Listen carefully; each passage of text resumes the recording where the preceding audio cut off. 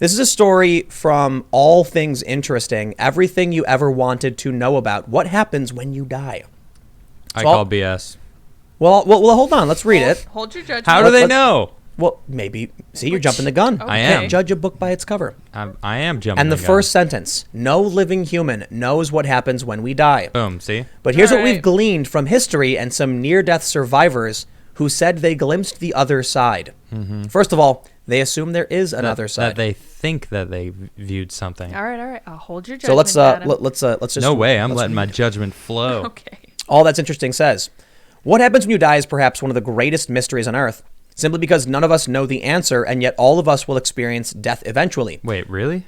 What? Just We'll kidding. all die? I'm Yeah, I know, joking. it's Go crazy. Humankind's great thinkers have been pondering this question for millennia, and in 1994, an orthopedic surgeon named Tony Cicoria may have come close to solving this great mystery when he was struck by a nearly fatal bolt of lightning in upstate New York.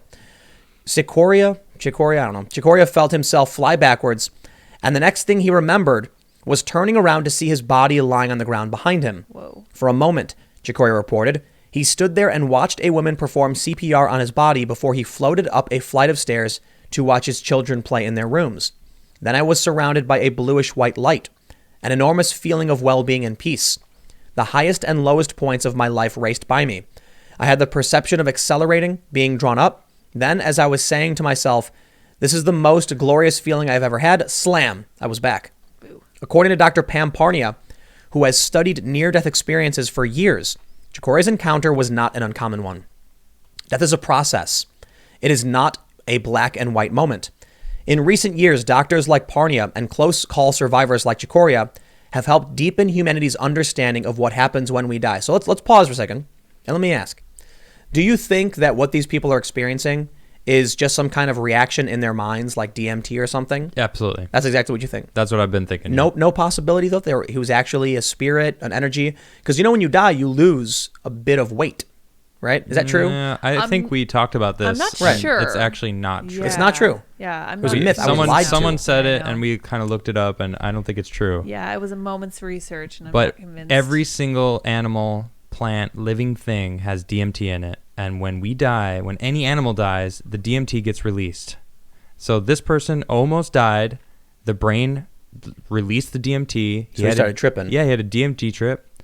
So I'm assuming because it seemed like he was going to go to like what he perceived as heaven. Right. He believed that he was. He believed that I'm assuming right now, but it felt like obviously he went to his kids. He all his life flashed before his eyes, because who knows what a large amount of DMT into your brain does. I've never done it, but I know people do it. I mean, the people who have done large doses probably can tell you. True, that's Yeah. true. And they say they've gone to another worldly Yeah, I've heard place. some crazy stuff, man. And it's like, what a surprise. But it's probably what they believe. Yeah. Because I think it amplifies what you believe. Because it sends it to your whole brain. So it's like your brain gets supercharged while the rest of you dies, and then you go Wonder why. to wherever you believe. Like, what's the evolutionary advantage of something that happens when you die? I don't know. Good point. Yeah. Well, let's read more. What science says about what happens when you die.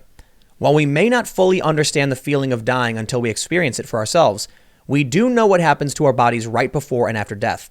At first, according to Dr. Nina O'Connor, a person's breathing will become irregular and unusually shallow or deep. Their breath can then begin to sound like a rattle or a gurgle, which happens because the person isn't able to cough up or swallow secretions in their chest and throat. All of it comes from the process of the body slowing and shutting down. She says, this sound has been fittingly called the death rattle. Then at the moment of death, every muscle in the body relaxes. This may cause the person to moan or sigh as any excess air is released from their lungs and into their throat and vocal cords. Meanwhile, as the body relaxes, the pupils dilate, the jaw may fall open, and the skin sags. If the person has any urine or feces in their body, these will be released too. But as Parnia suggested, death doesn't happen in an instant, and some researchers assert that our brains can operate up to 10 minutes after our heart stops beating. Within the first hour after death, the body begins to experience the death chill, or Rigor Mortis. This is when the corpse cools from its normal temperature to the temperature of the room around it. After a couple of hours, blood will begin to pool in the areas of the body that are closest to the ground due to gravity. This is known as liver mortis. If the body stays in the same position for several hours, these body parts will start to look bruised while the rest of the body grows pale. Limbs and joints will then begin to stiffen within a few hours after death during a process called rigor mortis. When the body is at its maximum stiffness, the knees and elbows will be flexed and the fingers and toes might appear crooked. But after around 12 hours, the process of rigor mortis will start to reverse. This is due to the decay of internal tissue, and it lasts between 1 and 3 days. During this reversal, the skin begins to tighten and shrink, which can create the illusion that the person's hair, nails, and teeth have grown. The skin tightening is also responsible for the illusion that blood has been sucked from the corpses, which in turn inspired some of the vampire legends of medieval Europe that we still know today. So that's all the physical stuff. Right, what physicians say it feels like when we die. Do we want to go through the physical stuff, or we want to go to the crazy stuff? I don't like. What does it feel like to I mean, die? that was still Like, kind of interesting. I didn't know any of that stuff. I don't know if anyone else thought it was interesting. I've seen all that. I didn't stuff. know there was 3 This is mortises, but yeah, me neither. I know about Why? rigor mortis, but Liver mortis, and what's the other one? the first one, Rigor mortis, algor mortis. Algor, that's the Yeah. first Oh, yeah. one. Yeah. What really happens after you die from people who have been there? Oh, look at this. Dr. Oz talked to who's Dr. Sam Parnia. Setting aside what happens to the deceased body after they die, what happens to them, to their very being and their soul? While the world's cultures and religions can offer some possible answers, so can survivors of near-death experiences. In 1988, actress Jane Seymour went into anaphylactic shock as her body began to shut down, her mind stayed aware. I had the vision of seeing a white light and looking down and seeing myself in this bedroom with the nurse frantically trying to save my life and jabbing injections into me. And I'm calmly watching this whole thing, she said, describing a scene common in reports from those who have almost died. But I'm going to stop there too. I wonder if these people were already exposed to that idea, like you were saying. Exactly. If you're told this is what happens, and then you have a near-death experience, you're set up for this. So when you start tripping, because DMT makes you trip, that what do you think is they're gonna vision? See, they're gonna their brain, their body's shutting down. Their brain goes, okay, we're about to die. Inject the DMT into the brain so we can get that. And then your brain so is... you're not freaking out that you're dying. You're like, oh, okay, I'm dying. All yeah, right. that's kind of interesting. And the guy at the first was talking about seeing the high points and low points of his life. And then going to floating up to see his kids. So that's like seeing your life flash. But is it your eyes. possible that these tropes emerged because so many people... of that, yeah. Right. So what caused it? Which caused it, and which is the effect? Like, yeah, I want to know if it's the DMT, or are they, because if their brain is still alive in there, awake for up to 10 minutes, that means they're not dead. They're not gone and left their body, Right. Because once the brain dies, that's it. You can't come back after that, right? Is that? yeah, that's. But what about people who describe... when the brain is fully dead, you're like, okay, there's... So, but it should be simple if they describe seeing someone doing something to their body and they come back. And that was what was done. Well, so here's what I mean. Like she said that she was, looking down, seeing a nurse jab her. Then Okay. could she describe the back of the nurse's head?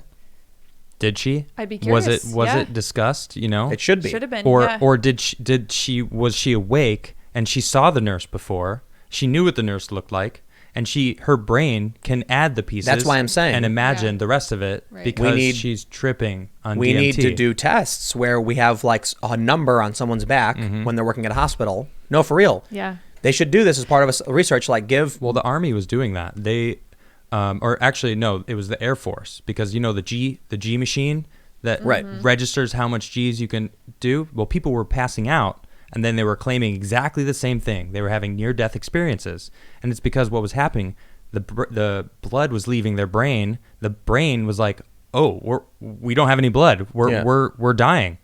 Shot of DMT into the brain, and they're like, "Oh, They should have interesting measured for that. They should have done labs these on them. near-death experiences all these pilots were having were the same thing. They were seeing themselves." So put somebody in a suit with a spade, a club, a star, or whatever, and then when someone's like, I looked down and saw a man, what was on his back? It was I don't know. There was nothing. Right. Well, he's got a symbol there, and you were wrong. Missed it. There you go.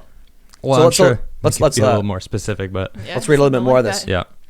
Dr. Sam Parnia recorded this phenomenon with multiple survivors during his 2014 study of near-death experiences. One patient could recall what was happening in the hospital for a full 3 minutes after his heart had stopped. The man described everything that happened in the room, but importantly, He heard 2 bleeps from a machine that makes a noise at 3-minute intervals, so we could time how long the experience lasted for. He seemed very credible, and everything that he said had happened to him had actually happened. Yes, but he's literally in the room. Like, Yeah. dude, if you're laying on a table and Right. you're like, and then the man said this, like, right, you're there. You're like, But his you're brain hearing is it. still alive. Right. We just read that the heart can stop, and for 10 minutes the brain can still be alive. So the ears are here, the brain is here.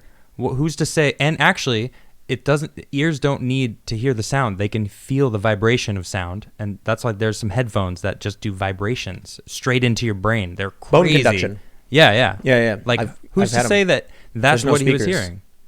Right. There's no speakers. So here's what happens. He's hearing all of this. Mm-hmm. Have you ever fallen asleep with the TV on? Yeah. And then you have a dream kind of about what was on the TV? Yeah. Dude, it happened to me in Scooby-Doo way too much. Because I'd be watching Adult Swim, and it would be like, Family Guy or something. And then all of a sudden I'd have this crazy dream where I was like on a Scooby-Doo mystery, and I would be like running through a factory with Scooby and Shaggy, like the craziest dreams. Yeah. And then I would snap to and be like, oh, I left the TV on again and fell asleep. Yep. Like I'd be in my dream and wake and realize it. And then I'd slowly wake up and be like, I'd turn the TV off. Like Scooby-Doo was playing in my ears, influencing my dreams. Yeah, It was like, That's why they say to listen to stuff to learn it while you're sleeping. yeah. You can Yeah. kind of absorb it. Now the thing about this guy, he already saw the room. Did Yep. he? Did he? He knew what was Well, in the maybe room. no, maybe not. I don't know. It doesn't say, does it? Go ahead. Go No, I don't for know. it. Let's see. There you go. One patient. They don't explain. Yeah, it. so it doesn't even say. It's like But hold on. If I'm just jumping to making assumptions, I guess. But it's like there still isn't enough details for me to go, okay, well, what I'm thinking is wrong, because there isn't enough. It's always like, well, we talked to them, Right. a week after it happened, and they told us all about what they remembered. I think they're in the room Mm-hmm. and they're hearing things, and Yeah. their brain is creating an image of what they think is happening. Right, It's because really just that's it. It's soaked in DMT. I don't But it's know not if even about the soaked. DMT necessarily. It's just like you're dreaming. Well, You're dreaming when people say dreaming. things, and Exactly. you're visualizing Mhm. it. Like when I dream, I'm not astral projecting into Scooby Land. Yeah, but if I you let close I your, let the TV on, man. But if I closed my eyes right now and I just kept my eyes closed and you started talking, I can see you talking. right, I can see this room. I can hear the air conditioning just turned on, and I can it's like if my heart stopped and my brain was still functioning, I bet this is what I would see in here. well, let's read a little bit more. He says, while not every survivor that Parnia spoke with had an out-of-body experience, as many as 40% of them do recall having some sort of awareness when they were declared clinically dead. Even after flatlining, many survivors recall seeing a bright, welcoming light, or their deceased relatives, or the doctors and nurses working on them in the hospital. What's more, many of them who experience consciousness after death remember not wanting to return to their bodies. Oh, man. That's, yikes. Yeah, that's why everyone loves tripping so much. That kind Yeah, of makes right? sense. Yeah, I don't know. However, many scientists remain skeptical of those reports and attribute them to everything from lucid dreaming to a lack of oxygen in the brain. Right. Making you trip Yeah. more. While more research needs to be done before we know for sure what happens when we die, perhaps it is at least comforting to think that our consciousness floats on as our bodies expire For at least 10 minutes anyway. for at least Sure. 10 minutes. Yeah. So look, I'm not going to pretend like, I think it was really cool they went through the basic functions of what happens when you actually die. Mm-hmm. But I got to say, man, I wanted more. well, no, I I did. I'm a little disappointed. I mean, no. No, I think this was awesome. I knew this was going to be exactly what it was. So here's But it's here's- great. Good. here- We talked about it. here's the problem. Ooh. This doesn't happen all the time.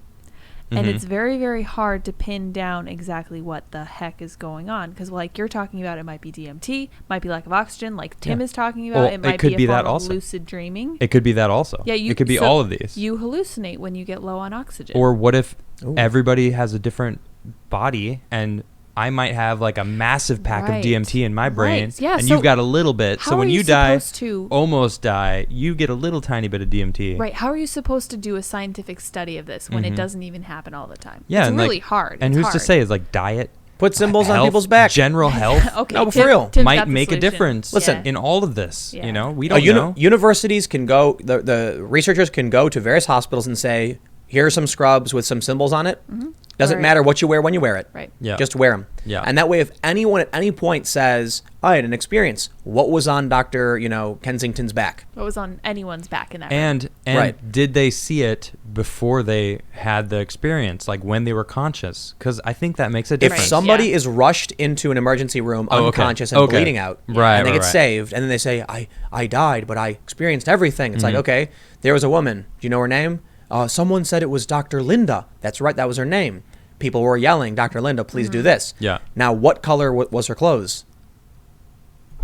Blue? Light blue? Light Well, blue. yes, all of the doctors Yeah. are wearing blue scrubs. Congratulations. What was the symbol we placed on her back? Oh. I don't know. So, what is the attraction of saying that this happened to you when it didn't? Just No, like no. some fame? No.